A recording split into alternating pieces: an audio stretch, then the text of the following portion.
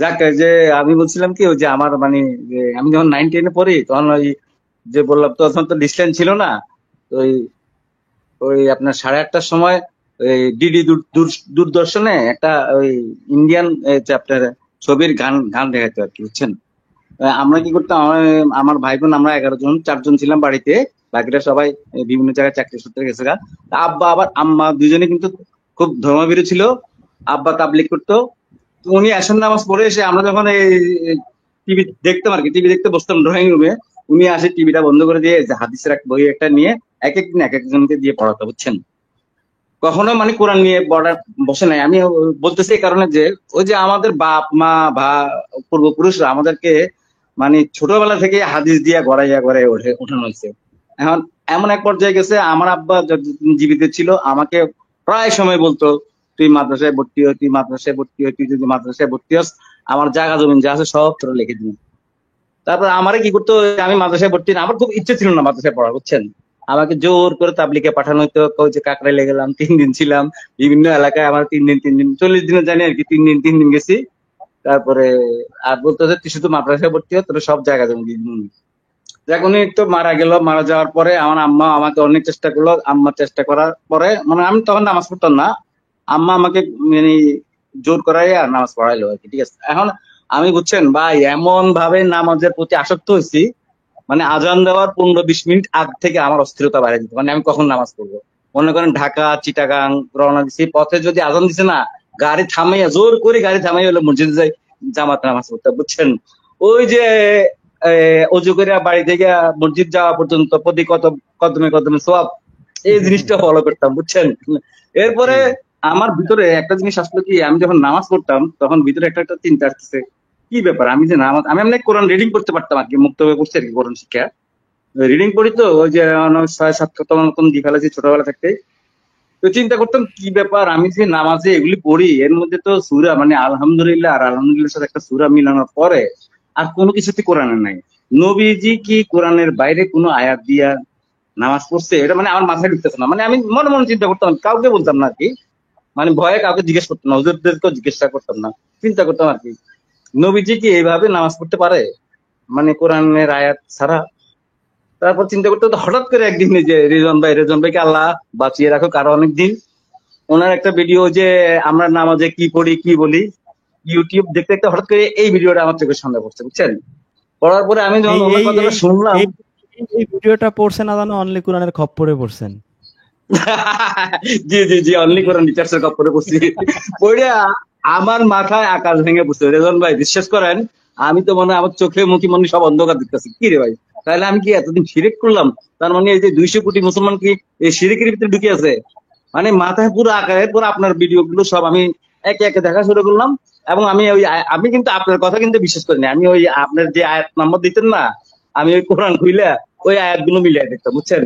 ওরে দেখেছেন না, বাটপার দেখছেন, এই রুহুল ভাই উনি তো কি মিথ্যাও বাটপার কি বললেন। চিটার দেখছেন, বিশ্বাস করতো না। দেখছেন শেয়ানা না আছে, না, ওই যে না, শেয়ানা অনেকে আছে। বলে শুনেন শুনেন, রিজন ভাই, এর আগে কিন্তু আমি কয়েকজনের সাথে আলাপ করছি, আরে ওরা বলে কি, আরে এর এক গ্রুপ বাড়িছে, এরা ফেতনা ফেতনা ছড়ায়, বুঝছেন। যার কারণে আমি ওই আপনি যে আয়াত নাম্বার ও রেফারেন্স আপনারে দিতেন না। আপনারে আপনারে আপনারে এই যে করোনার ভাইরাসের টিকা আগে দেওয়া হয়ে গেছে না, জি জি জি জি, কিন্তু ফেতনা কাজ ছড়ায়। হয় নাই, তা যাক যাক, টিকায় কাজ হয় নাই কথাটা না। সেরকম না ভাইয়া, আমাকে যে মানে ওই পথ থেকে যে আল্লাহ ফিরে না আনছে আপনারা আপনারা সেটা এটা হলো সবচেয়ে বড় জিনিস। আচ্ছা আপনারা এটা বলে না যে এদের কথাই শুনবা না, কথা শুনলেই তোমরা ইয়ে হয়ে যাবা, আরে বলছে না, আরে এর পথভ্রষ্ট। ফেতনা ছড়াইতেছে। তাহলে আপনি নবীজির শুনলেন একটা হাদিস, শুনলেন কেন? এজন্য ভাই নবীজির একটা হাদিসও দিচ্ছে। নবীজি বলছে নাকি এমন এক যুগ আসবে যে কোরআন হুম। নিয়ে তারা ফেতনা ছড়াবে, বুঝছেন। এমন এক দল, এক গ্রুপ কোরআন নিয়ে ফেতনা ছড়াবে, বুঝছেন। এর একটা হুম। হাদিস আছে নাকি আমি জানি না, আমি এটাও শুনছি, আমাকে এটাও বলা হয়েছে।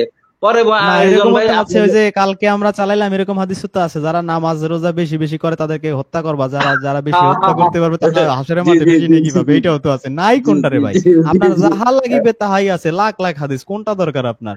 মানে সেটাই তো। লাইচা দিছি বাইশ, একটা কথা আছে না, লাইচা দিছি বাইচ্ছা লন, সেইরকম অবস্থা, আপনার যা লাগবে সব পাবেন। এরপরে ওই যে হ্যাঁ। আপনি যে ওই যে নবীর চরিত্র কলঙ্কিত করার হাদিস গুলো বললেন, এইগুলো শুনে তো আমার আরো মানে মাথার মাথায় মধ্যে নষ্ট, আগুন, মানে আগুন জ্বলতেছে। মাথায় নষ্ট। দোস্ত মানে কি, আগুন ধরে কি গেছে, ব্যাপার, আগুন আগুন। এই যে এই যে বুখারী মুসলিম তিরমিজিতে এই যে নবীজির চরিত্রকে এরকম ভাবে কলঙ্কিত করা হয়েছে, এই হাদিস গুলো কি যুগ যুগ ধরে এইভাবে মানে ডিলেট করে না, কিন্তু প্রচলিত চলতেছে, এটি জাল সবাই বলে রিজাল, এগুলি জাল হাদিস, কিন্তু প্রত্যেক সংস্করণে কেন এগুলি রাখে? এগুলি কি ডিলিট করে দিতে পারে না? না না, যেটা ধরা পড়ে সেটারই জাল হাদিস বানায় লাই, খারার উপর না, জাল কিন্তু হাদিস বানায় লাই।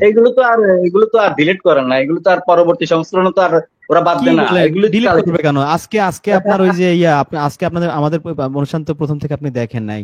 আজকে ওই যে সে করোনা কি বলে করোনা কাজী ইব্রাহিম হচ্ছে আজকে দিছে, কোরআন থেকে দলিল দিছে যে আল্লাহ বলছে যে এই বুখারী তিরমিজি এগুলো 100% বিশুদ্ধ, আল্লাহ সাক্ষী দিছে নাকি? হ্যাঁ, মানে আল্লাহ আপনি আল্লাহ দেখেনি ওনারে তো নাই। ওই যে জিব্রাইল রে আল্লাহ দিয়ে ওই সাক্ষী পাঠাইছে। দিছে, আল্লাহ সাক্ষী দিছে বুখারী তিরমিজি হচ্ছে 100% খাঁটি, সেখানে এখন এরা যদি জাল বলে এদের ইমান থাকবে?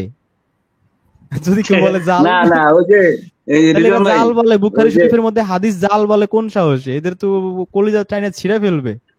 আচ্ছা রিজন ভাই, তারপর শুনুন না, আমার কাহিনী শুনুন না। আমি যে মসজিদে নামাজ পড়তাম আর কি, বুঝছেন? ওই মসজিদের ইমাম আবার হাফেজ, আপনার যে এবং কাহিনী উনি শুনবো মাঝে মধ্যে, তো জি, মাঝে মধ্যে যে সজীব ভাই শোনেন, সজীব ভাই নিয়ে মানুষ কমেন্ট করছে কি, সজীব ভাইয়ের কথা শুনলে ঘুম পালায় হাসতে হাসতে। এখন যদি আমরা দুই একটা কথা এরকম না বলি, সজীব ভাই তো ফর্মে উঠে জি, যাবে। জি, আচ্ছা আচ্ছা বুঝেন নাই? আচ্ছা হ্যাঁ আচ্ছা, যে রিজন থ্যাংক ভাই, ইউ আমি ওই তামিম ভাই, থ্যাংক ইউ। হ্যাঁ হ্যাঁ, বলেন ভাই, আপনার কাহিনীটা বলেন, হ্যাঁ মুয়াজ্জিন হ্যাঁ, কি সজীব ওই ভাই যে তো আমি তেলবাজিতে খুশি খুশি খুশি। না, রিজন ভাই মজার ঘটনা শুনুন না, মজার ঘটনা শুনেন। আমি যে মসজিদে নামাজ পড়তাম, বুঝছেন, ওই হ্যাঁ বলেন। মসজিদের ইমাম, উনি হাফেজ, কোরআনে হাফেজ, এবং উনি ওই কোরআনে প্রতি বৃহস্পতিবার এশার নামাজের পরে আমাদেরকে নিয়ে বসতো তর্জমা করার জন্য। তো উনি বলতো, আমরা কোরআনে বুঝতাম না, মাথায় ঢুকতো না। কোরআনে তো এই নাকি যে হাদিস? রেজন ভাইয়ের ভিডিও দেখার পরে আমার ওই যে সূরা জাসিয়ার 6 নম্বর আয়াতটা আমার একটু মানে খুব মাথায় ধরছিল আর কি। ওই যে অতঃপর আমার আয়াতের পর তোমরা কোন কোন হাদিসে বিশ্বাস করবা। আমি একদিন জোহর আসর নামাজের পরে সবাই যখন গেল গা, ইমাম সাহেব বসে দিল, আমি হঠাৎ করে হুজুর যাই বললাম, হুজুর আপনার কাছে কি মোবাইল আছে? তো হ্যাঁ আছে। তো আমি কি মোবাইলে কি কোরআনে অ্যাপস আছে? তো হ্যাঁ আছে। আমি বললাম, হুজুর একটা আয়াত আপনাকে দিব, আমার একটু আয়াতটা একটু বুঝিয়ে দেন তো। আচ্ছা ঠিক আছে, বলেন কোন কোন আয়াত খুলছে উনি। আমি বলছি সূরা জাসিয়াত 6 নম্বর আয়াতটা একটু আমাদের পড়ি শোনান তো।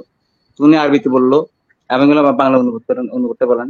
উনি বললো, তো আমি বললাম হুজুর এখানে তো আরবিতে হাদিস লেখা আছে, কিন্তু বাংলায় অনুবাদে কথা বা বাণী।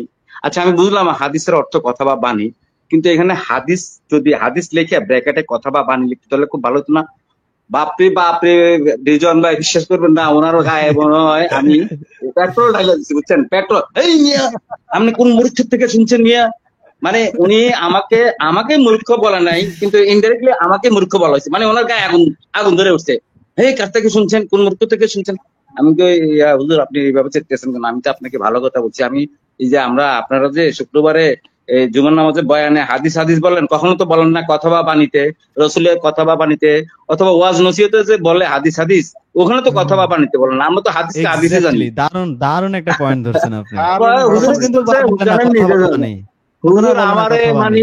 হুজুর আমারে পারে না মনে হয়, মানে খায় ফেলা, বুঝছেন।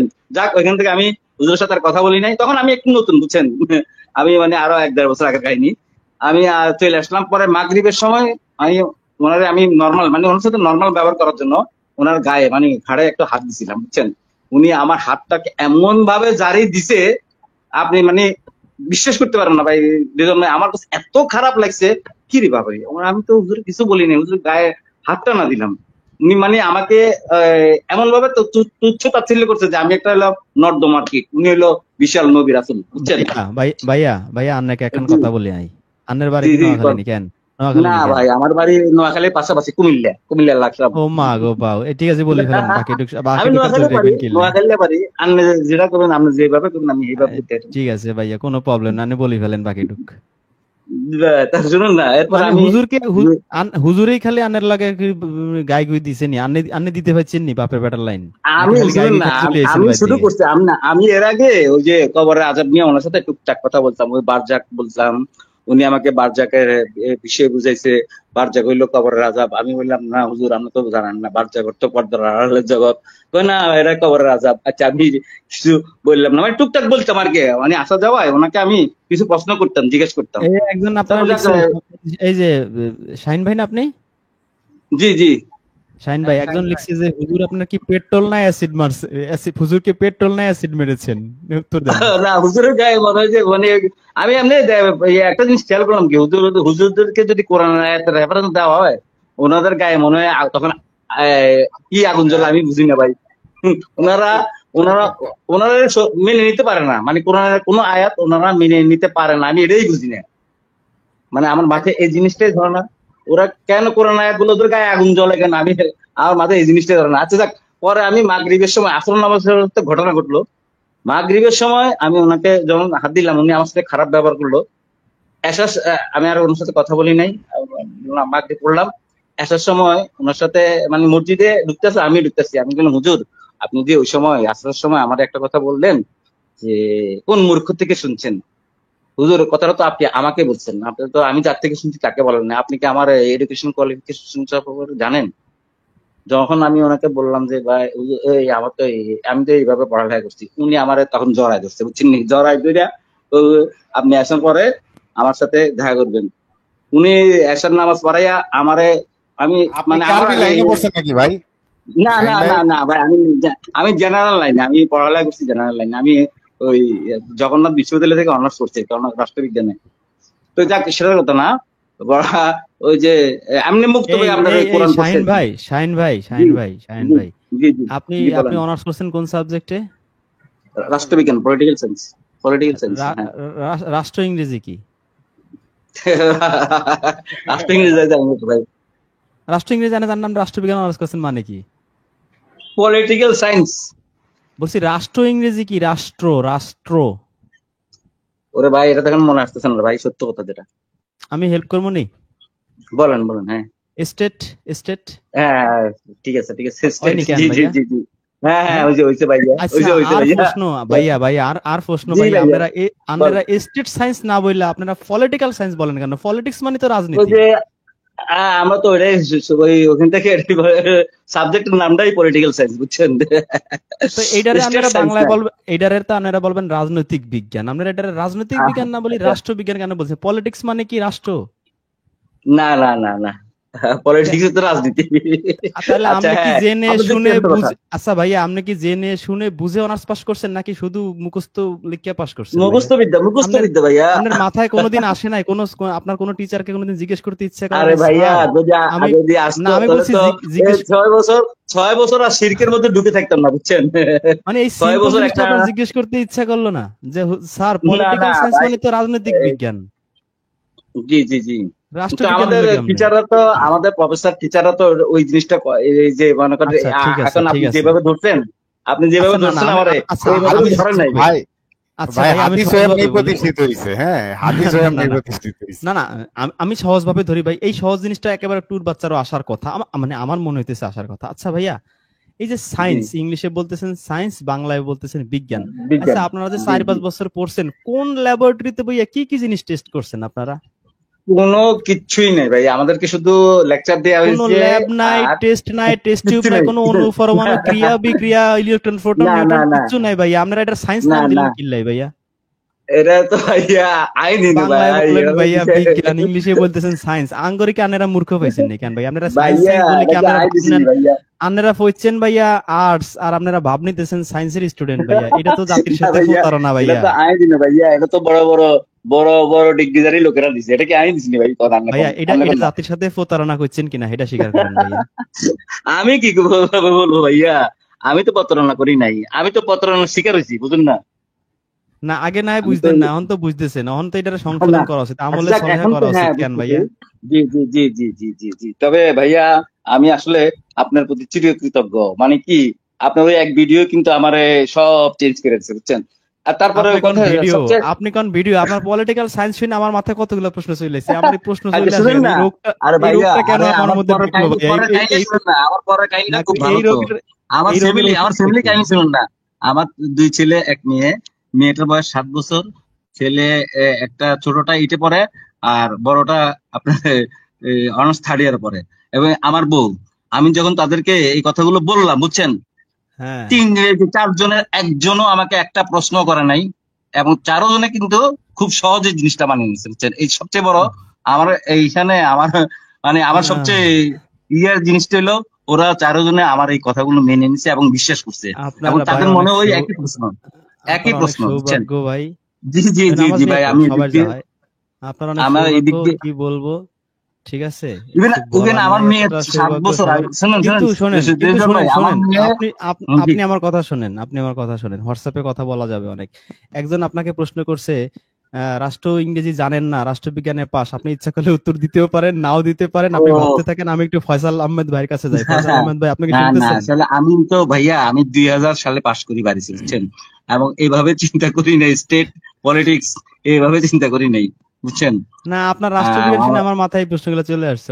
যাই হোক, আচ্ছা ফয়সাল আচ্ছা ভাই আচ্ছা শুনতে স্যার, পাচ্ছেন আপনি? বাইরে কিন্তু সাবজেক্ট আছে ভাই স্টেট আমরা ভাই পলিটিক্স এর উপরে, রেদওয়ান স্টেট ভাই, একটা পলিটিক্স ফয়সাল, একটা কথা সাবজেক্ট আছে মাথায় কিন্তু। আসলো, মানে ভাইয়ের কথা শুনে একটু কি বলতে হ্যাঁ পারি?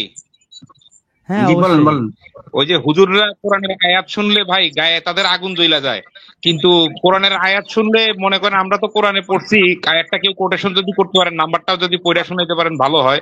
যে মুমিনদের কাছে যখন আয়াত, মানে আল্লাহর আয়াত বাণী শোনানো হয়, তখন তাদের ঈমান বৃদ্ধি পায় এবং তাদের মনে মানে সাকিনা নাজিল হয়। আর ওদের এটা গায়ে একটু আগুন জ্বলে, সাকিনা। জি আর ভাই, আর হুজুরদের ওদের গায়ে হলো আগুন গিয়ে জ্বলে। গায়ে আগুন জ্বলে। এইটা ভাই বিষয়টা একটু এই যে, এক্সপ্লেন করার মতো, এই রেদওয়ান ভাই দেখেন, একটু এক্সপ্লেন করেন। আরে স্প্রেড করবো কি, এই যে ভাইয়ের পক্ষে কত ভাই দাঁড়ায় গেছে দেখেন। এই যে একজন লিখছে, জাহাঙ্গীরনগর বিশ্ববিদ্যালয়ে পলিটিক্যাল সায়েন্সের নাম সরকার ও রাজনীতি, গভর্নমেন্ট এন্ড পলিটিক্স। আরেক ভাই লিখেছেন, আব্দুর রহমান সজীব, রাষ্ট্রের ধারণা থেকে রাজনীতির ধারণাটা এসেছে, আর রাজনীতি রাষ্ট্রেরই অংশ। ঠিক আছে, সব বুঝলাম, কিন্তু সায়েন্সের কি করবেন ভাই? সায়েন্স বিজ্ঞান, আপনারা কোন ল্যাবরেটরিতে কি পরীক্ষা নিরীক্ষা করেন যেটার নাম সাথে সায়েন্স দিচ্ছেন? সায়েন্স দিবেন কেন? আপনি পড়েন আর্টসে, মানে আর্টস রিলেটেড আর কিছু দিবেন? গবেষণা নাই, এটার কিছু নাম নাই, ছিল, ঘোড়ার ডিম নাম দিয়ে দিচ্ছেন সায়েন্স। এটার নাম নাম কি হওয়া দিবেন? ছিল পলিটিক্যাল আর্টস, বুঝছেন, দিস ইজ সায়েন্স। এটার নাম এই হওয়া ছিল ফয়সাল, পলিটিক্যাল আর্টস, যেহেতু এটা এই আর্টসের ফয়সাল সাবজেক্ট। আহমেদ, আপনি শুনতেছেন নাকি আমরা অন্য কাউকে সুযোগ দেব? ফয়সাল আহমেদ শুনতেছে না মনে হয়। আচ্ছা, রিমুভ করি। এই ভাই, 3 ঘন্টা প্রায় বাজে, আমরা মনে হয় আমাদের শেষ করা উচিত, দর্শকরা বিরক্ত হয়ে যাবে, আর এত লম্বা ভিডিও হলে মানুষ দেখতে চাইবে না। কিন্তু আসলে যে এর মধ্যে অনেক কিছু আছে যা অনেক শিক্ষণীয়, সেটা লম্বা দেখে মানুষ ভয় পাবে। আমার মনে হয় শেষ করতে পারি আচ্ছা আমরা। রেজন ভাই, লাস্ট লাস্ট লাস্ট একটা কথা বলি। আমার মেয়ে ছোট 7 বছর, বুঝছেন, ছোট হুম 7 বছর, ক্লাস 1-এ পড়ে। সে পর্যন্ত বুঝে ফেলছে যে কোরআন কি আর হাদিস কি। মানে তার মাথায় কিন্তু এই জিনিসটা, আমরা যে আলোচনা করি না, আমি বাসায় যে আমার ছেলে বোধের সাথে আলোচনা করি, ও শুনতে শুনতে ও এখন বুঝে হাদিস কোনটা আর কোরআনের বাণী কোনটা। মানে আমার সবচেয়ে মানে আশ্চর্য লাগতেছে ওর এই জিনিসগুলো দেখে আর কি। ওই যে হুজুররা মসজিদে ওয়াজ করে না, শুক্রবারে বয়ান করে না, ওই খুতবার আগে, এগুলো শুনে শুনে বলে আমার আব্বু এই মিথ্যা কথা বলতেছে, হুজুরও তো মিথ্যা কথা বলে। এখন আল্লাহ এটা, বাকিটা আল্লাহ কে আমার এই নিয়ামত দিল। আহ, 7 বছর, আমার মেয়ে 7 বছর বয়স, সে এখনই সে বুঝে ফেলছে যে হাদিস কোনটা আর কোরআন কোনটা।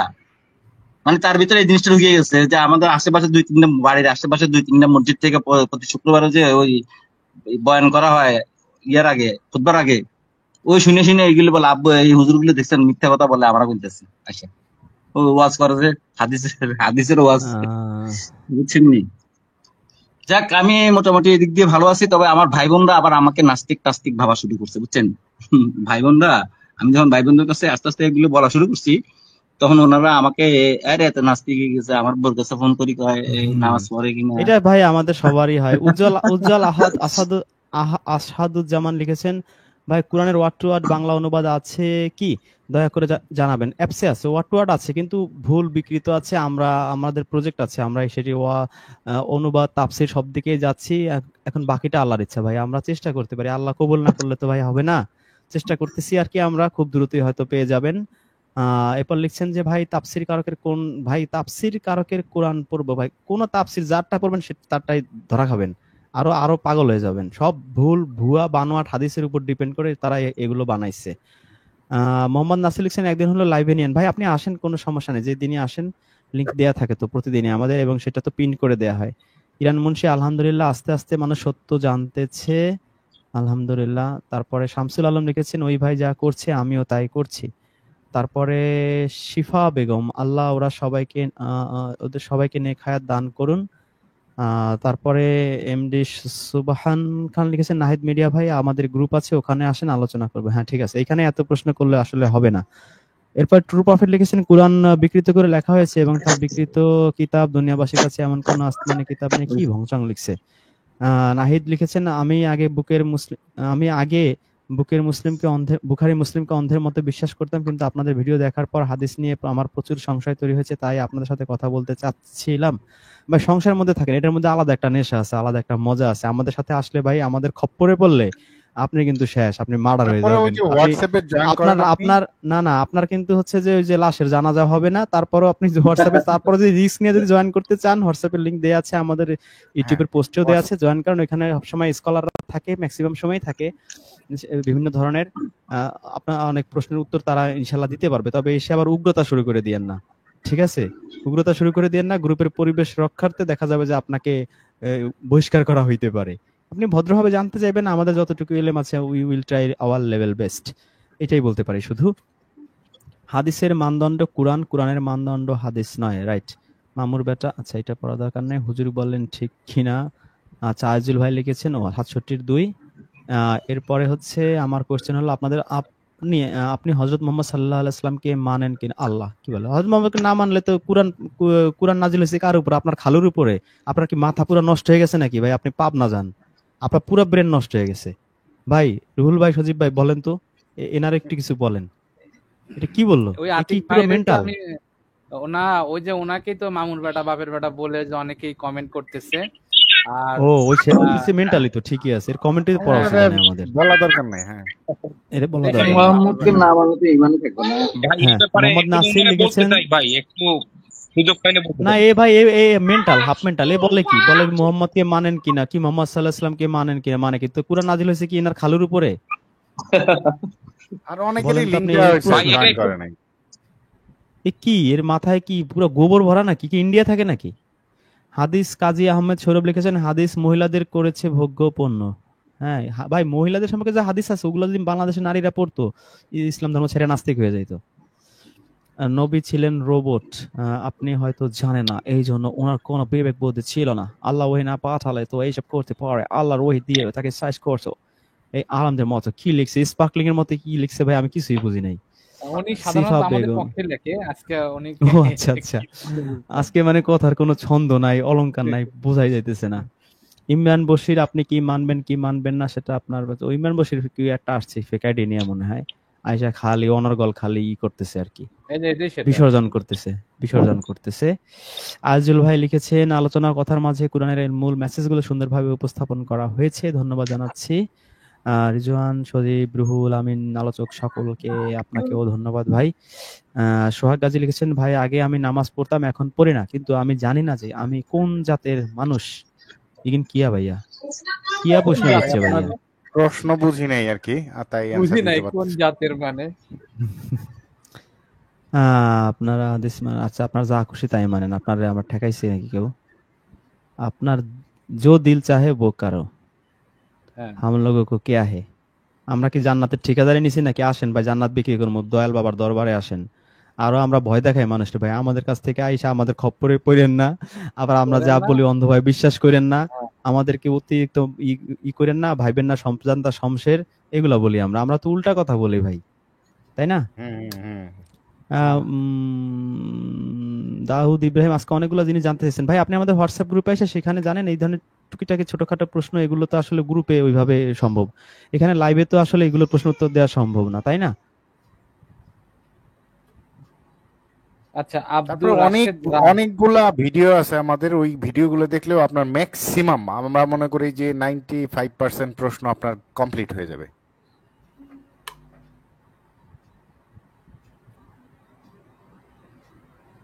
পাওয়া গেছে, পাওয়া গেছে।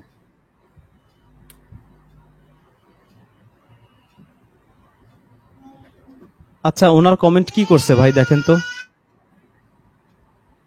এত কমেন্ট করছি রিপ্লাই পাচ্ছি না।